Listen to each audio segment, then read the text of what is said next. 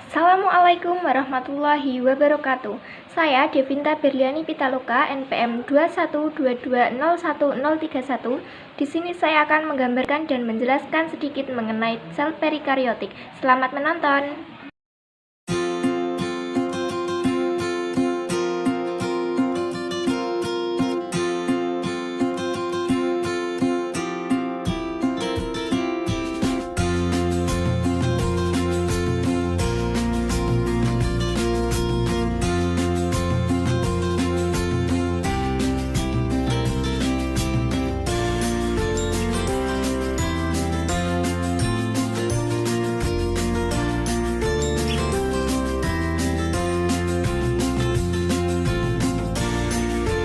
Yang pertama, ada pilin.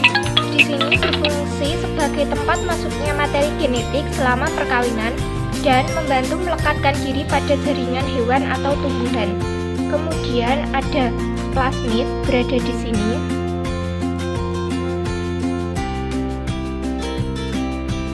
Berfungsi untuk membawa sifat non-esensial dari DNA yang memberi keuntungan pada sel prokariotik seperti resistensi atau resistensi antibiotik, virulensi atau kemampuan menyebabkan penyakit, dan konjugasi atau berbagai plasmid dengan sel perikariotik lain. Kemudian ada ribosom yang terletak di sini.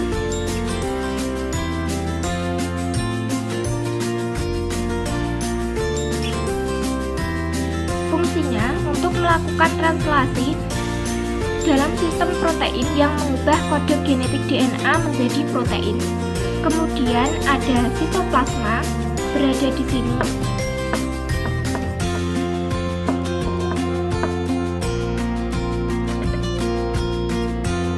Fungsinya sebagai tempat berlangsungnya reaksi metabolisme dan menyimpan cadangan makanan dalam bentuk granula tidak larut air atau granula penyimpanan. Kemudian ada membran sel yang berada di sini.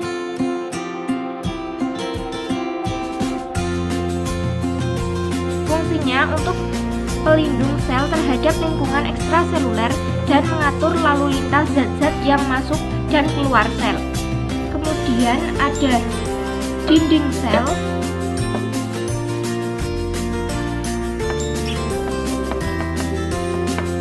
Fungsinya untuk memberi bentuk dan melindungi organel internal sel. Kemudian ada kapsul.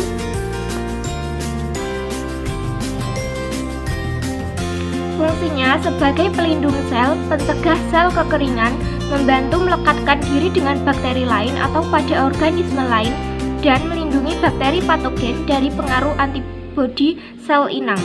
Kemudian ada flagellum.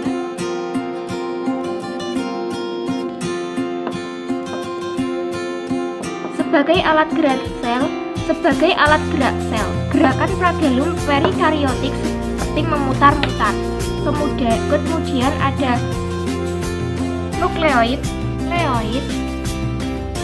Berfungsi serupa dengan inti sel atau nukleus pada eukariotik, hanya saja tanpa membran inti sehingga mengalami kontak langsung dengan sitoplasma.